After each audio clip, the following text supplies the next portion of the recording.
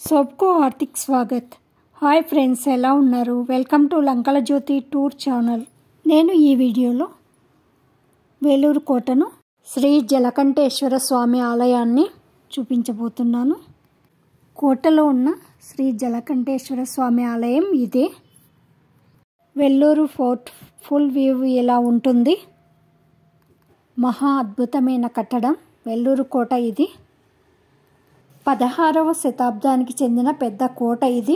విజయనగర చక్రవర్తులచే నిర్మించబడిన అద్భుతమైన కట్టడం అని చెప్పవచ్చు। భారతదేశంలోని తమిళనాడు రాష్ట్రంలోని వేలూరు నగరం నడిబొడ్డున విజయనగర చక్రవర్తులచే నిర్మింపబడింది ఈ కోట। ఈ కోట ఒకప్పుడు విజయనగర సామ్రాజ్యంలోని అరవీడు వంశానికి సామ్రాజ్య రాజధానిగా ఉండేది। ఈ కోట గోడలు కొన్ని వందల నాటి చరిత్రకు సాక్షిభూతంగా నిలిచాయి। ఈ కోట గొప్ప ప్రాకారాలతో, విశాలమైన కందకంతో మరియు బలమైన రాతి కట్టడానికి ప్రసిద్ధి చెందింది। ఇప్పటికీ ఈ కందకం నీటితో నిండి ఉంది। ఇది మనకు ఆశ్చర్యాన్ని కలిగిస్తుంది। చుట్టూ ఎత్తైన కోటగోడ। వేలూరు ఫోర్ట్ చాలా పెద్దగా ఉంది। ఇది ఫోర్ట్ అంతా కూడా లోపల టెంపుల్ ఉంది। ఫోర్ట్ లోపల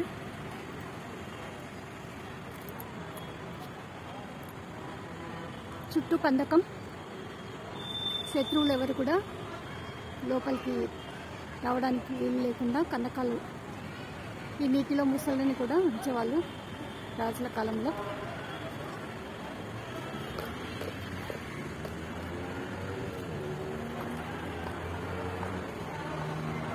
మహా అద్భుతంగా ఉంది ఈ ఫోటో।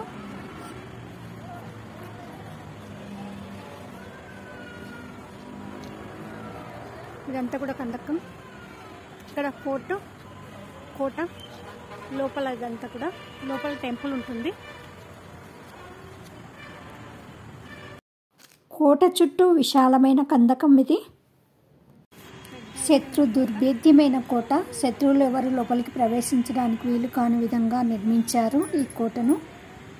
మహా అద్భుతం। ఇప్పటికీ కందకంలో నీళ్లున్నాయి। ఇది మనకు ఆశ్చర్యాన్ని కలిగిస్తుంది।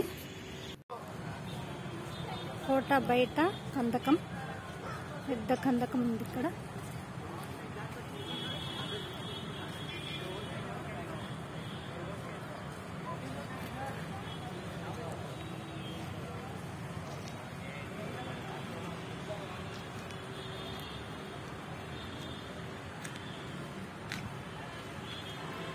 లోపల కోట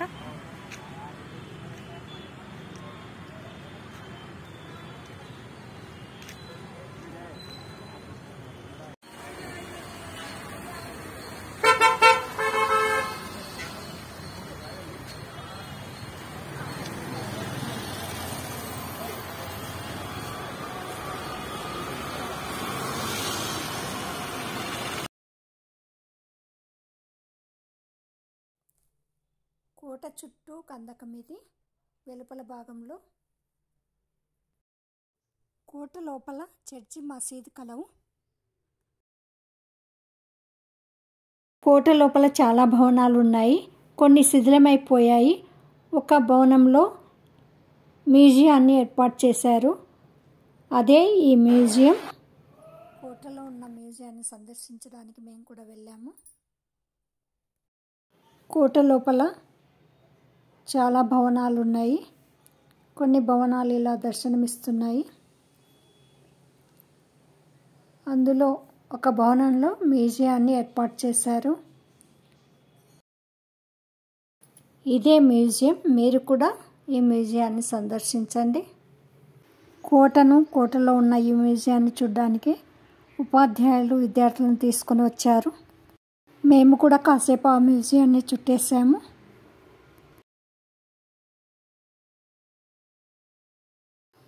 మ్యూజియంలో పురాతన వస్తువులను మరియు శిల్పాలను భద్రపరిచారు। ఇవన్నీ భారీ విగ్రహాలు, శిల్పాలు। ఇదంతా కోట లోపలి భాగం। కోటలో ఉన్న పెద్ద ఆలయాన్ని దర్శించడానికి మేము బయలుదేరాము. ఇదే శ్రీ జలకంఠేశ్వర స్వామి ఆలయం. ఆ మహాశివుడు ఆదిదేవుడు, అభిషేక ప్రియుడు. లోక కళ్యాణం కోసం, భక్తులను అనుగ్రహించుట కోసం ఆ ఉమామహేశ్వరుడు అనేక ప్రాంతాల్లో ఆవిర్భవించారు. అలా ఆ స్వామి కొలువైన క్షేత్రాల్లో శ్రీ జలకంఠేశ్వర క్షేత్రం ఒకటి అని చెప్పవచ్చు. ఆధ్యాత్మిక వైభవం, చారిత్రక ప్రభావం రెండు కలిసిన క్షేత్రం ఇది. ఇక్కడ వెలిసిన దైవం ఈశ్వరుడు.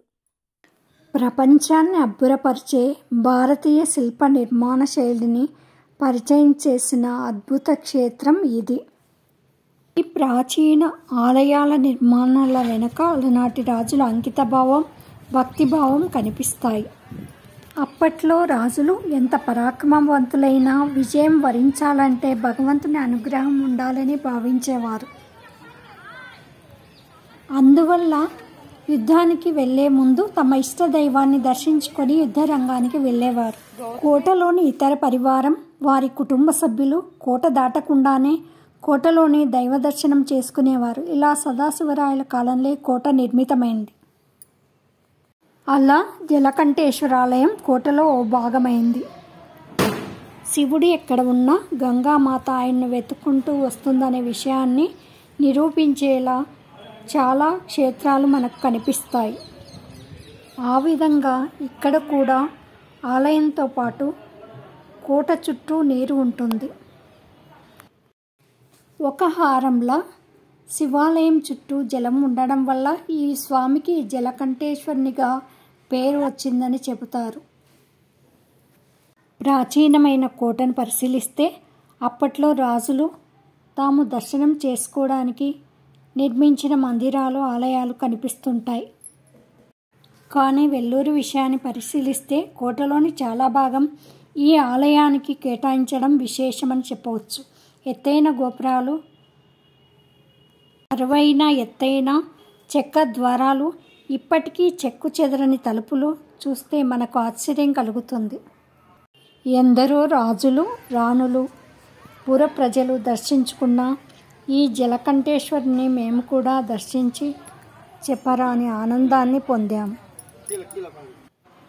ఈ ఆలయం చాలా పెద్దది, విశాలమైన ప్రాంగణం కూడా కలదు. పెద్ద మండపం కూడా ఉంది ఇక్కడ. ఆ మండపంలోని శిల్పాలు మహా అద్భుతంగా ఉన్నాయి. ఈ శిల్పకళ మహా అద్భుతం అని చెప్పవచ్చు.